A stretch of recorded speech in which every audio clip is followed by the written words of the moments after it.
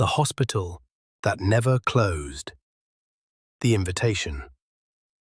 Seymour was a photojournalist who loved exploring abandoned places. When he heard that the infamous Waverley Hospital had recently been sold but remained sealed for decades, he decided to sneak in and document the interior.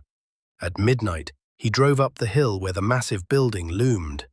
Chains wrapped around the front gate and a rusted sign warned, "Closed since 1961, no entry." But before he could touch the door, it creaked open, slowly on its own, as if the building had been expecting him. The moment he stepped inside, the door slammed shut behind him. He turned around, tried to open it again, but it wouldn't budge. Hallway number 3. The air inside was heavy and stale, with only a faint glow at the end of the hallway. As he walked, snapping photos, he noticed a side corridor marked 3. Oddly, every room along that corridor had the number 3 on its door. Even the hallway walls were scribbled with the number. He paused for a breath when whispers seeped out from behind the doors. "You're number 3 now. Your turn." One of the doors creaked open by itself, releasing a wave of cold air and the stench of something long dead. Room 502. He climbed to the 5th floor, where room 502 was said to be haunted by nurses who had taken their own lives there. Inside, the room appeared ordinary. A single bed stood near the window.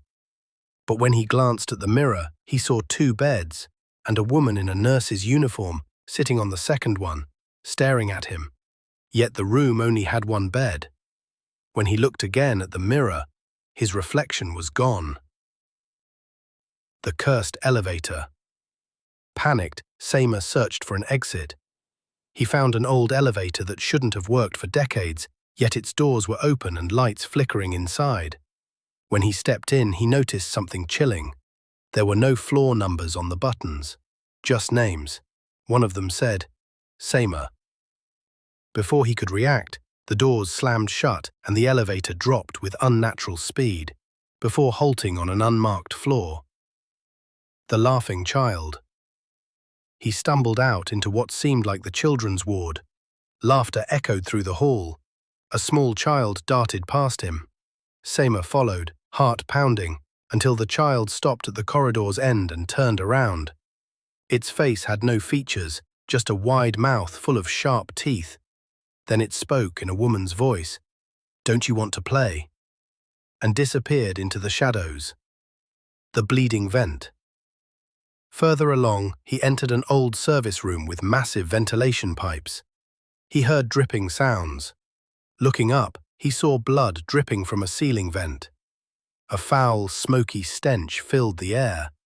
When he leaned closer, he heard screaming and the whine of surgical tools turning. Then the pipes began to shake violently. They had no shadows, even under the flickering light. One of them stepped forward and whispered, "You're still alive. That's rare." And then, just like that, they vanished. A chorus of invisible footsteps circled him from all sides. The living records. He found the records room. On the desk lay a file with his name and the current date. Admitted, June 18, 2025. Suddenly, the dusty old typewriter clattered to life, typing the same phrase over and over.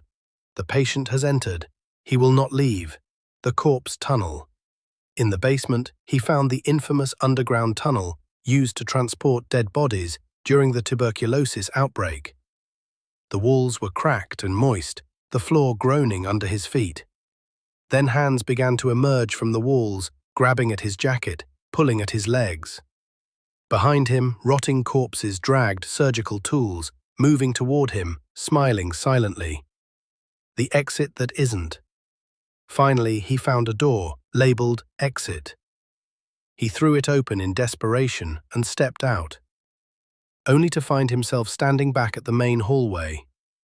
Same broken lights. Same rusty door behind him. Only now, his own blood stained the floor. He tried to scream, but his voice had vanished. As he turned toward the glass window, he saw another version of himself stepping out of the car, entering the hospital for the first time. And he, the one inside, watched, trapped behind the glass. That's when he understood. The hospital never really closed, because no one ever leaves. Seimer's name was added to the records, and the hospital began waiting for the next visitor. The end.